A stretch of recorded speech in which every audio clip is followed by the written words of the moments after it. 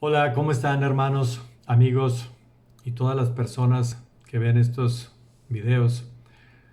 Hoy me siento bendecido, vamos a iniciar una serie de mensajes que van a hablar sobre la persona de Jesús. La persona de Jesús es el que nos rescató de la muerte, el que nos salvó, el que pagó todos los pecados por nosotros.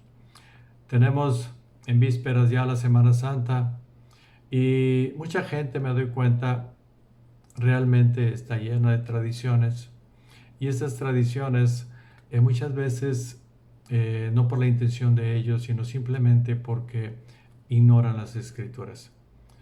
Pero cuando conocen, aman más el sacrificio que hizo Jesús por ellos y creen más en Él y realmente la verdad los hace libres. Es por esta razón que no simplemente quiero empezar en el Nuevo Testamento. Quiero empezar en el Antiguo Testamento porque tenemos que saber por qué vino Jesús, a qué vino Jesús, por qué tenía que morir como murió, por qué tenía que resucitar, por qué tenía que ascender al cielo. Hoy solamente quiero caminar por el Antiguo Testamento con algunos pasajes nada más. El Antiguo Testamento es muy vasto, lleno de promesas, lleno de bendición. Y realmente necesitamos años para poder hacer los estudios. Pero yo sí quisiera caminar en una breve historia sobre el Antiguo Testamento para que ustedes conozcan la historia del pueblo de Israel. Si no conocemos el pueblo de Israel, no conocemos las promesas de Dios y tampoco conocemos su carácter. Y el carácter del Señor lo podemos conocer en el Antiguo Testamento. Es cuando lo conocemos, las promesas tan hermosas que les hace al pueblo de Israel, promesas eternas para nosotros. Es por esta razón que yo quisiera que iniciáramos en el Antiguo Testamento, pero vamos a caminar muy rápido, no vamos a ver muchas cosas, simplemente ciertos detalles para poder llegar al Nuevo Testamento. Y para conocerlo debemos de tener muy en claro un punto muy importante. En la redención participa Dios Padre, Espíritu Santo y Jesús. Los tres participan en la Santa Trinidad y esto lo vemos como un inicio nada más para abrir nuestro corazón. En Mateo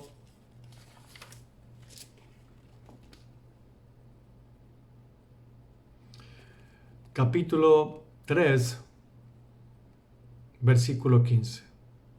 Pero Jesús le respondió, deja ahora, le hablaba con Juan, porque así conviene que cumplamos toda justicia. Entonces le dejó.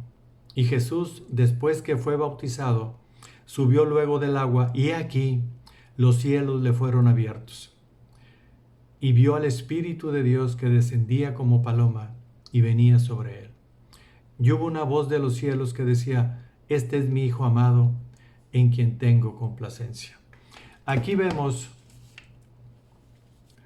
al Hijo, al Espíritu Santo descendiendo y el Padre teniendo complacencia con su Hijo. Entonces estamos hablando de la Santa Trinidad. Dios Padre, Hijo y Espíritu Santo. Esto lo vamos a ver, esto se ve en muchos pasajes del Antiguo Testamento. El Espíritu Santo, su actividad es menor en el Antiguo Testamento. En el Nuevo Testamento, en realidad es muy fuerte. Jesús es Dios, como nos dice el Evangelio de Juan, capítulo 1, versículo 1. El Espíritu Santo es Dios, como nos dice en el libro de Hechos, capítulo 5. Y Dios Padre es Dios. Entonces, quiero iniciar en dónde comienza nuestra redención. Nuestra redención comienza desde el momento en que el hombre pecó. En ese preciso momento, el hombre es echado de la presencia de Dios y Dios le había advertido lo siguiente. En Génesis 2:16 dice, y mandó Jehová Dios al hombre, diciendo, de todo árbol del huerto podrás comer, mas del árbol de la ciencia del bien y del mal no comerás, porque el día que de él comieres, ciertamente morirás. Y ciertamente morimos. Adán y Eva nos heredaron un pecado en el cual estamos muertos, espiritualmente, por supuesto. Sin embargo, Dios quería rescatarnos. En el capítulo 6, versículo 5, nos dice la Escritura que todo el hombre, después de la caída, sus pensamientos del corazón de ellos era hacer continuo mal. Dios manda un diluvio y desaparece todo ser viviente, principalmente al hombre, porque el hombre había ensuciado su corazón. La naturaleza del hombre era terrible, siempre era pecar, pecar, pecar, pecar, no conocía otra cosa, siempre quería compararse con Dios. Pero de la descendencia de Noé, cuando Dios envía el diluvio, Noé creyó, y Dios en la descendencia de Noé toma a Abraham y llama a Abraham de su pueblo, de Ur de los Caldeos. Abraham le creyó y Dios le hizo promesas muy hermosas. En Génesis 22, 18 le dice Dios, en tu simiente, refiriéndose a Jesús, no en tus simientes, sino en tu simiente, serán benditas todas las naciones de la tierra, por cuanto obedeciste a mi voz. Después de Abraham era mayor de edad, era anciano, su esposa Sara también. Dios les promete un hijo. Aún que Abraham tuvo su hijo a los 100 años y Sara era estéril, Dios le dio un hijo, Isaac. Después de tener a su hijo, Dios le pide a Abraham que le den sacrificio a su hijo. Y en el momento en que Abraham iba a clavar su pedernal en el pecho del muchacho, un ángel detiene a Abraham. Por ese acto de fe, sabiendo Abraham que Dios es poderoso y que Dios era capaz de que si él lo sacrificaba, Dios lo iba a resucitar, porque Dios le había hecho una promesa a él, que en su simiente iban a ser benditas todas las naciones. Es por esta razón que él tenía plena confianza. Plena confianza. Dios le hace la promesa y esa promesa se cumple. Y se cumple en que Jesús vino. Jesús vino a salvarnos a todos. Después de Isaac, nacen Jacob y nace Esaú. Esaú fue desechado, aborreció su primogenitura, a pesar que él era el mayor. Dios toma a Jacob y de Jacob nacen las 12 tribus de Israel. Dios le cambia el nombre a Jacob y le pone por nombre Israel. La esposa de Jacob era Raquel. Raquel era estéril. Dios en su misericordia le permite tener 2 hijos, Benjamín y Judá. Y los otros 10 hijos de Jacob o Israel fue de concubinas que tenían ellos ahí. Hay una hambruna. Perdónenme, antes de eso, los hermanos de José lo envidiaban. Muchos han oído la historia de José, que soñaba y sabía descifrar los sueños, y le tenían celos, le tenían envidia. Jacob amaba mucho más, o eso hacía parecer, a José, y los hijos lo envidiaron, lo vendieron y vino a caer en manos de los egipcios. Pero Dios estaba con él.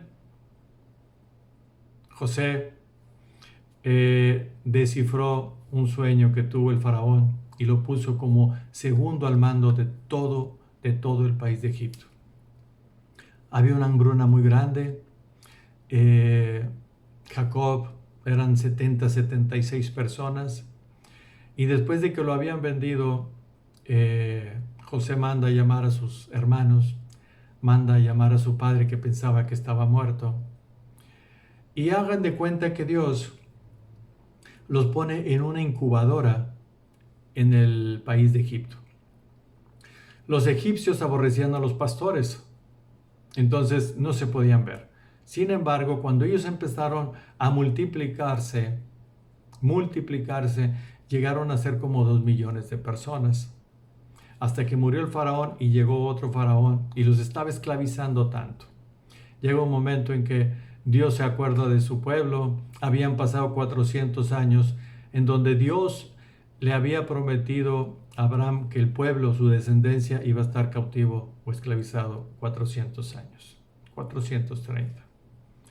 Dios envía plagas al faraón, sale el pueblo de Egipto y es cuando el pueblo de Israel, hagan de cuenta que Dios usó a Egipto como una incubadora, porque si se hubieran quedado fuera del pueblo, fuera del país de Egipto, había muchos salteadores que hubieran podido desaparecer esa descendencia en donde Dios había prometido un pueblo, una nación a Abraham, una nación que iba a ser más grande que todas las estrellas que él veía en la noche. Es por esta razón que Dios usa como incubadora y fueron protegidos, no porque los quisiera proteger el faraón, pero los protegió Dios por medio de un país pagano. Vemos más adelante, ellos salen de Egipto, no los dejaba salir el faraón, y en la última plaga, si le podemos llamar así, Dios mata a todos los primogénitos de Egipto. Sale el pueblo y es cuando inicia la Pascua. Es cuando se conmemora la Pascua y es como dice Pablo, nuestra Pascua es Cristo. Por esta razón, es muy importante que nosotros conozcamos de la Escritura y vamos a ir viendo pasajes que hablan de Cristo, como lo habla mucho Isaías. Cuando Jesús está hablando con los fariseos, con los religiosos, con los que supuestamente tenían el conocimiento de la palabra y de la ley, les dice algo muy, muy sabio. Y les dice en Juan capítulo 5, y les dice, escudriñar las escrituras, porque a vosotros os parece que en ellas tenéis la vida eterna. Ellas son las que dan testimonio de mí, y no queréis venir a mí para que tengan vida. En las escrituras tenemos toda la enseñanza, y cuando Jesús está hablando de las escrituras, Jesús está hablando del Antiguo Testamento. No está hablando del Nuevo. El Nuevo todavía no lo habían escrito. Cristo estaba en la tierra. Entonces, Dios instituye la Pascua en el momento en que sacó a Israel de Egipto. ¿Cuánta gente salió?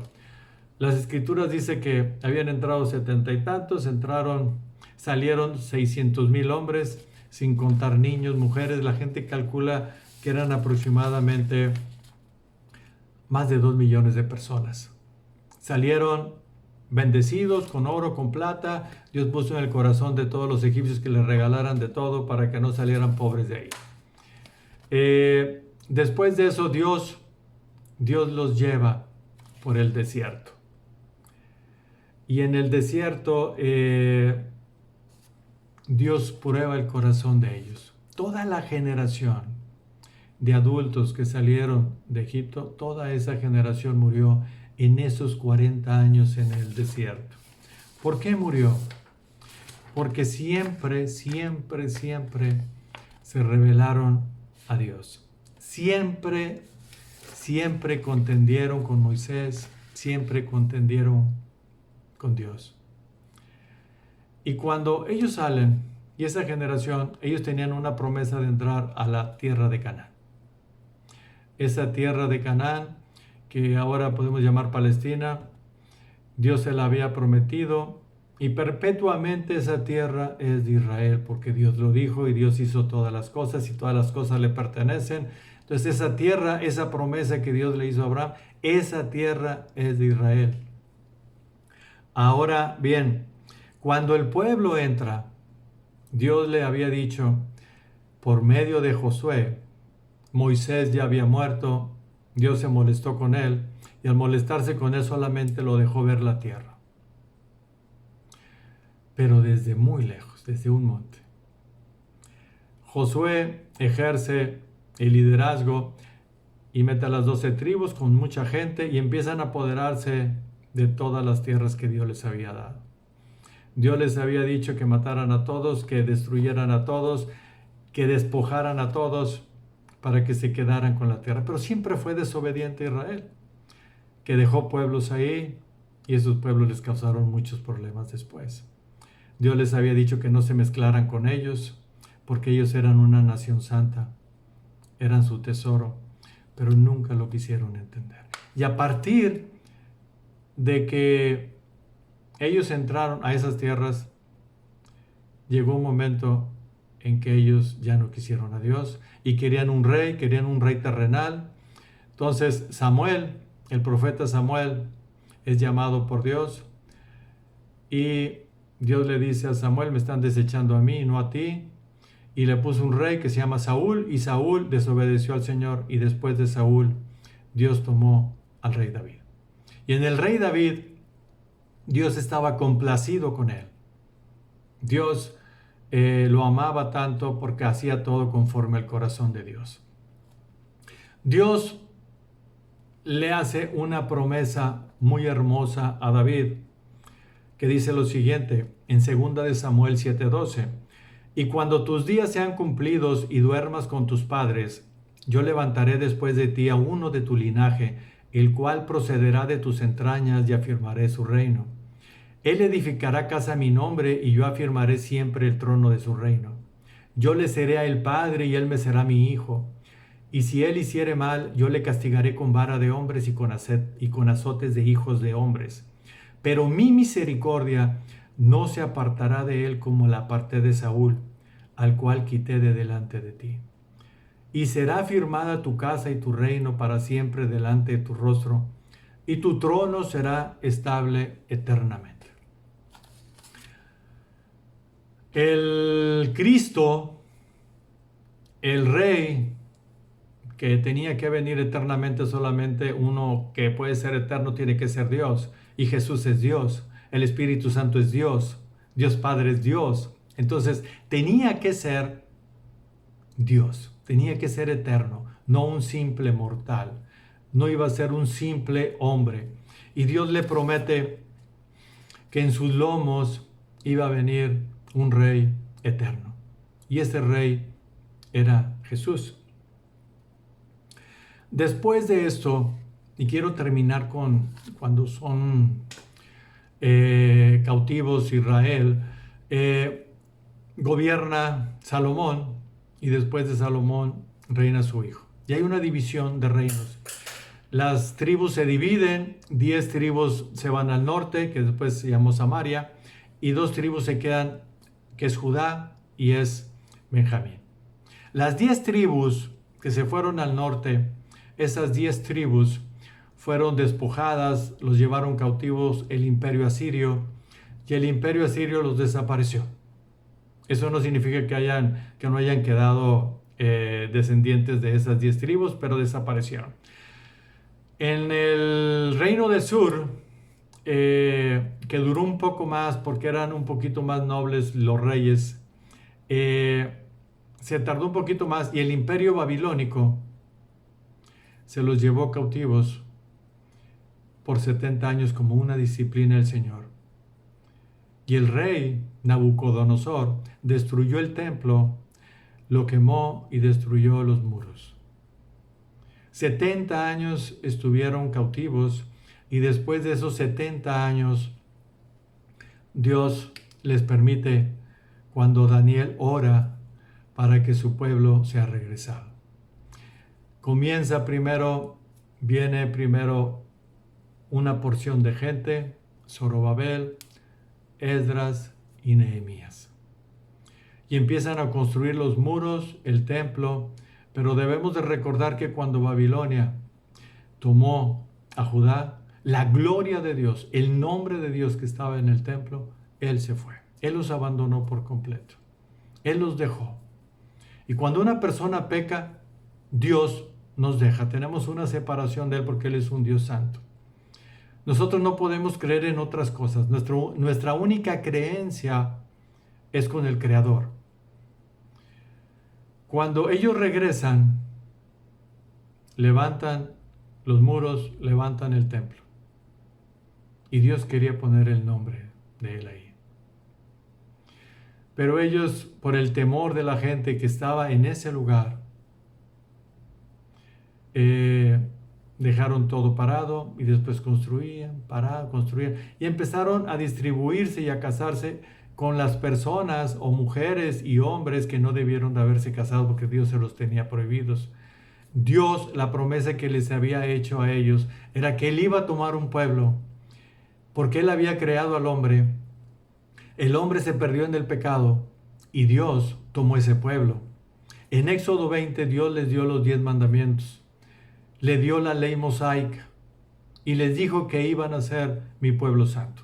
En Deuteronomio 28, Dios les da las bendiciones y las maldiciones. Si hacen esto, yo les doy esto. Si no hacen esto, yo les voy a dar esto. Entonces, era por obras. Por obras. Tú haces, yo te bendigo. Pero cuando tú veas que no llueve, que cae granizo, recuerda que es juicio. Es juicio. Porque cuando estás conmigo bien, hay bendición, nada te faltará. Es por esta razón, en el siguiente mensaje, si Dios me permite, vamos a introducirnos en 4 o 5 promesas o profecías que Dios hizo a través de todos los profetas. Tenemos profetas mayores y profetas menores.